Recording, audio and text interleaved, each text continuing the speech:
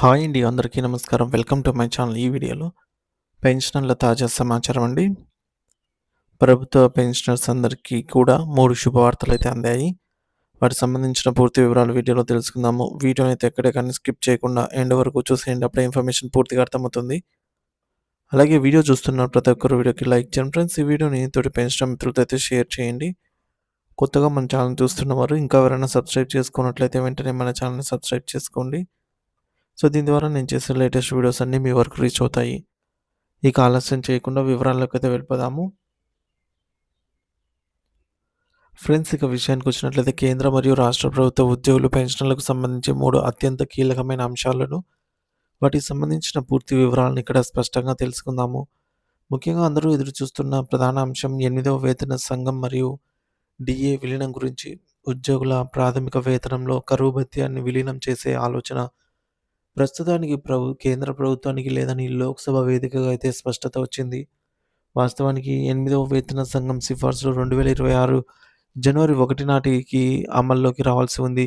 కానీ pay commission ఏర్పాటులోనే జాప్యం జరుగుతూ ఉండడంతో కనీసం మధ్యంతర భృతి ఐఆర్ గానీ లేదా ప్రస్తుతం ఉన్న డీఏలో 50% బేసిక్‌లో విలీనం చేయడం గానీ చేయాలని పెన్షనర్ల సంఘాలు ఎప్పటినుంచో డిమాండ్ చేస్తున్నాయి. అయితే లోక్సభలో ఒక ఎంపీ అడిగిన ప్రశ్నకు బదులిస్తూ కేంద్ర ఆర్థిక శాఖ సహాయ మంత్రి పంకజ్ చౌదరి గారు ఈ విలీనం ప్రతిపాదన ఏది కూడా ప్రభుత్వం దగ్గర లేదని తేల్చి చెప్పారు.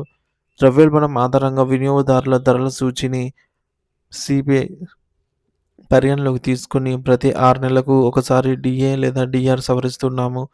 కాబట్టి విలీనం చేసే ఉద్దేశ్యం లేదని ప్రభుత్వం అయితే క్లారిటీ ఇచ్చింది. ఇక రెండవది అత్యంత ముఖ్యమైన విషయం పెన్షనర్ల జీవన ప్రమాణ పత్రం లైఫ్ సర్టిఫికేట్ సమర్పణ గురించి. కేంద్ర ప్రభుత్వ పెన్షన్‌లకు నవంబర్ నెలతోనే గడువు ముగిసిందనమాట. సో, అంటే మనకు గత నవంబర్ 31 తేదీన లాస్ట్ రోజు. అయితే రాష్ట్ర ప్రభుత్వాల విషయానికి వస్తే నిబంధనలు మారుతున్నాయి. తెలంగాణలో పెన్షనర్లు నవంబర్ నుండి ప్రారంభించి మార్చి వరకు కూడా ఎప్పుడైనా తమ లైఫ్ సర్టిఫికేట్‌ను సమర్పించే వెసులుబాటు ఉంది.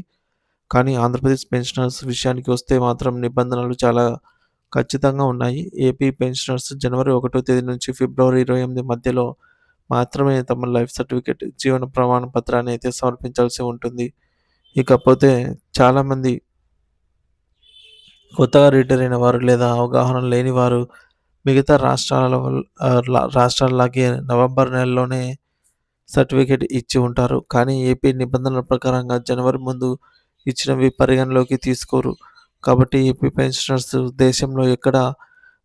దేశంలో లేదా విదేశాల్లో ఎక్కడ ఉన్నా సరే ఖచ్చితంగా జనవరి మరియు ఫిబ్రవరి ఈ మధ్యలో ఎప్పుడైనా సరే మళ్ళీ అప్లై చేయాల్సి ఉంటుంది. సో, ఈ విషయాన్నైతే గమనించగలరు.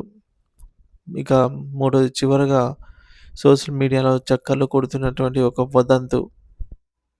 సో, ఈ యొక్క వదంతు గురించి తెలుసుకుందాము. కేంద్ర ప్రభుత్వం ఉద్యోగులకు ఆర్థిక చట్ట సవరణ వల్ల భవిష్యత్తులో వచ్చే పీఆర్సీ ప్రయోజనాలు లేదా పెన్షన్ బెనిఫిట్స్ అందవని, దీనివల్ల లక్షలాది మంది పెన్షనర్స్ నష్టపోతారు అని ఒక ఫేక్ వైరల్ మెసేజ్ అనమాట. ఫేక్ మెసేజ్ ఆడియో లేదా వీడియో వైరల్ అవుతోంది. సో, దయచేసి ఇటువంటి అసత్య ప్రచారాలనైతే నమ్మవద్దు. దీనిపై press information bureau PIB fact check చేసి ఇది పూర్తిగా అబద్ధమని తేల్చి చెప్పింది. ఉద్యోగంలో ఉండగా తీవ్రమైనటువంటి క్రమశిక్షణా రాహిత్యానికి పాల్పడిన శాఖాపరమైన చర్యలు ఎదుర్కొంటున్న వారికి తప్ప సాధారణ ఉద్యోగులకు మరియు పెన్షనర్స్‌కు ఎటువంటి ఇబ్బంది లేదు.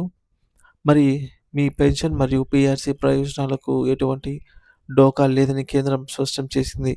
కాబట్టి అనవసరమైన ఆందోళన చెందకుండా అధికారికంగా వర్గాల